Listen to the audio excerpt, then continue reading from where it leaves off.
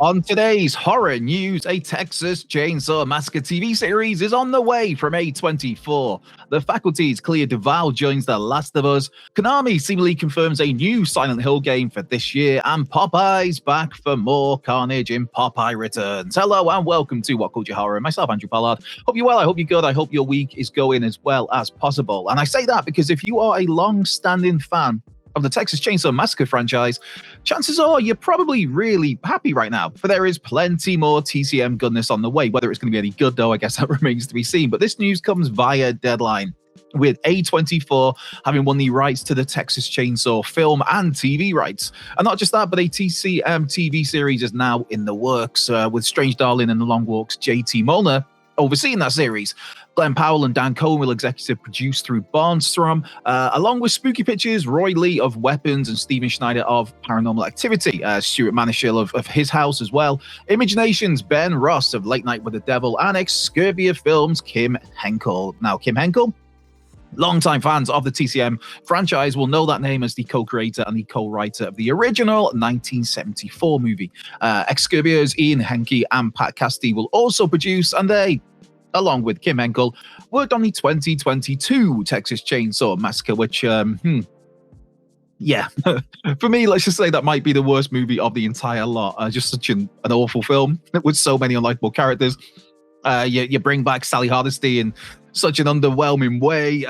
But still, there was that badass bus sequence, I guess. I'll give him that. But yes, while we're at it, let us know in the comments, actually, which Texas Chainsaw Massacre movie is the worst, in your opinion. And let's face it, there is quite stiff competition out there, I guess. I mean, there is that 2022 one, which was just bad.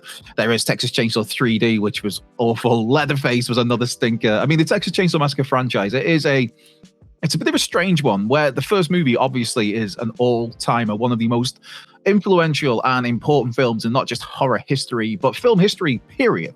The second movie, I've got a whole lot of love for Texas Chainsaw Massacre 2, though I know not everybody shares that same affection. And then again, I mean, what other genuinely good movies have there been across the, 7 other films? I mean, again, I enjoy Mark Snispel's 2003 remake, but I know not everybody does.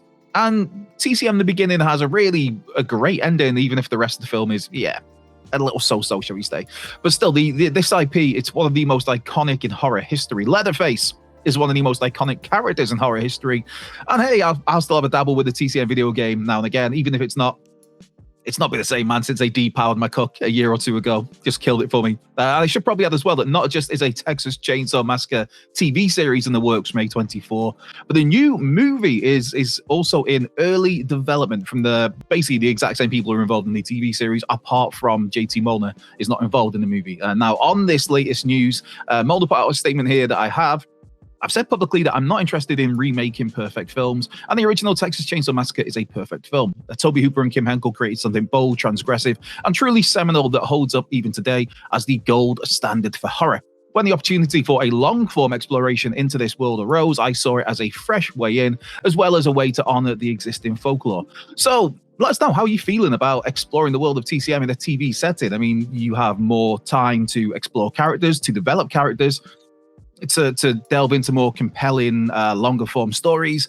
But then again, does the Texas Chainsaw Massacre need that? Or is it best just to, let the franchise rest? I guess it's one of those where we'll see what happens as and when the series arrives. I mean, I hated the idea with a passion of a Psycho prequel series. It was just like, why are we doing this? What is the point of this? And here I am now. Bates Motel is one of my favorite TV shows ever. Likewise, The Exorcist never needed a TV series, but I had a lot of fun with the 2 seasons of that, and I was absolutely gutted when it was cancelled. The same with Hannibal too, another series scrapped far too soon. And just last night, I've lately been rewatching Chucky's 3rd season, and that is just so frustrating that we've not got a 4th or even 5th season to wrap things up, and you just leave so many threads annoyingly open. I mean, in terms of horror on TV, A24 also has Crystal Lake on the way. That's the Friday the 13th prequel series that's due to premiere at a to be confirmed date later this year. I mean, I was speaking of Chucky as well. I was looking at the Crystal Lake cast a week or two back, and it turns out that the young fella playing Jason Voorhees is Callum Vinson, who Chucky fans will know as Henry Collins, the youngest son of the US president in Chucky's 3rd season. A great young actor. Now, away from those shows as well, Miramax is, I don't know, developing a Halloween TV series that may or may not ever happen. So yeah, the point being, mainstream big-time horror continues to head to the small screen with the Texas Chainsaw Massacre just the latest to join that party. And speaking of joining the party, Clea Duvall is amongst the latest names to join The Last of Us. Now, horror fans will know Clea for most likely The Faculty back in the day. Also appearances in Identity, American Horror Story Asylum, The Grudge, John Carpenter's Ghost of Mars as well. Now, this news comes from Deadline, who report that Duvall will be playing a Seraphite, one of the Scars, the primitive, ritualistic, back-to-basics cult that was introduced in Season 2 of the series, and that were a major part of, obviously, the Last of Us Part 2 video game.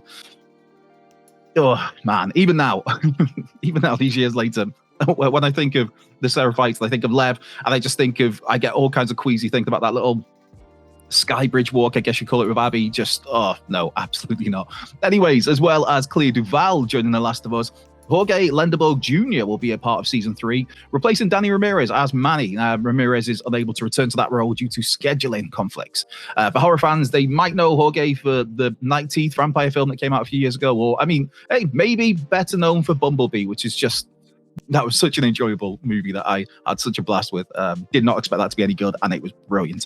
Now, as for the future of The Last of Us, it appears that Season 3 will be it for the series. Co-creator of the video game series, Neil Druckmann, he stepped down as a showrunner last year at HBO's Casey Bloys, has quite openly said that, yeah, it looks as if Season 3 will be the last season. Though he did kind of leave the carrot dangling of, like, you know, there might be a chance of more, but for now, it looks like Season 3 will be it. And Season 3, the bulk of the action will be told from the perspective of Caitlin Dever's Abby. And of course, yes, we'll be flipping things back to Ellie along the way. And I guess if Season 3 is it for The Last of Us, and the series is kind of aware of that, I talk about those other TV shows like Chucky or Hannibal that didn't have that chance to wrap things up. But if going into The Last of Us Season 3, we know this is it, then yes, you can tie up all the things that need to be tied up, rather than a series being brutally cancelled. Now, continuing to loiter in the world of video game horror here, it appears that Konami is sticking good to its previous claim of releasing a new Silent Hill game each year. The company's latest earnings report features a line about currently developing a brand new title in the Silent Hill series, as well as a remake of the first installment. Now, Bloober Team is currently developing that remake of the original PS1 Silent Hill, which, yeah, looking forward to that a lot. I mean, that game and Silent Hill 2, for that matter, back in the day, scared the pants off young me. Good times, man. Good times. Let's just hope that Silent Hill 1 remake is as good as Silent Hill 2 remake. Now, as for the development of that other new Silent Hill game, that's been confirmed by Konami to be Silent Hill Townfall, which is a game that was actually first announced back in 2022, I believe it was. And the hope is that this will release at some point before 2026 is out, though we will see on that. Now, it's been a bit of a lively few years for the Silent Hill IP. I mean, that there was the whole PT stuff that was back in like 2014, and then we had to wait until 2024 to get the message and the Silent Hill 2 remake, which was followed last year by Silent Hill F. Not to mention, yes, we've just had Return to Silent Hill, the movie, which, I mean, yeah, sadly, the less said about that, the better. Just so disappointing. More fool me for getting my hopes up, I guess. It's the hope that kills you. Speaking of which, that reminds me that The Strangers Chapter 3 releases tomorrow. And again, idiot here, got so hopeful of the previous two films, and now I'm kind of tied in. I'm committed to seeing how this dumpster fire closes out with Chapter 3. But yes, on the Silent Hill front, it's series producer Motoi Akamoto who said late last year that the plan is to release a new Silent Hill game each year for the foreseeable future. The aim being, as he put it, to keep the excitement high around the series. Now, in terms of excitement, is anybody here for yet another Popeye horror movie? Well, tough. You get him on anyway. Now, like so many beloved characters, Popeye is one of those who's had the horror treatment in recent years. The character, of course, entered the public domain, I think it was last year, technically.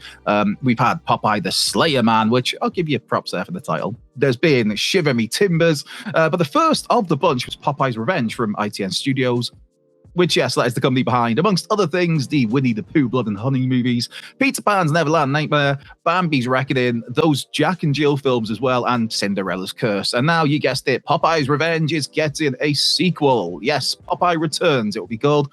With Popeye's Revenges, William Stead back to direct, as is that first film's writer, John Oak Dalton. And yes, Stephen Murphy will be back as Popeye, alongside a returning cast of Ashley Bedford, Jodie Bennett, Fitim Dastana, Jack Jai, and various others. There's zero plot details are known right now, but yeah, Expect plenty of spinach and bloodshed. Ugh, ugh, ugh, ugh, ugh, ugh. And with that, that brings today's news video to... I've not done the Popeye impression for years, for decades, so I don't know where that come from. Apologies. And with that, anyway, that brings today's news video to a close. Be sure to check out the other excellent video that is floating around here. Go check out the various list videos dotted around the channel as well. This has been What Culture Horror with myself, Andrew Pollard. Be well, stay safe, and I'll catch you down the road.